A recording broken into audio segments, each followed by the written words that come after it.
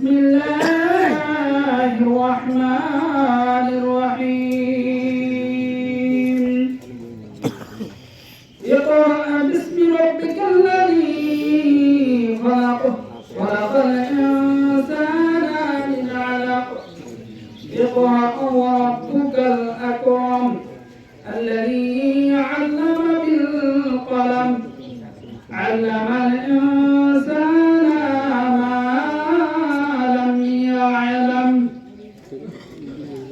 ইরশাদ হচ্ছে মহান আল্লাহ পাক রব্বুল আলামিন বলেন পাঠ করুন আপনার প্রতিপালকের নামে যিনি সৃষ্টি করেছেন মানুষকে, যিনি মানুষকে সৃষ্টি করেছেন জমাট বাঁধা রক্তবিন্দু থেকে।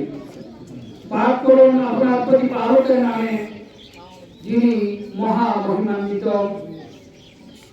ইকরা ওয়া রাব্বুকাল আকরাম আল্লাযী আল্লামা বিল কলম, যিনি মানুষকে শিখিয়েছেন কলমের সাহায্যে, শিক্ষা দিয়েছেন মানুষকে যা সে জানতো না। সাল্লাল্লাহু আলাইহি ওয়া সাল্লাম।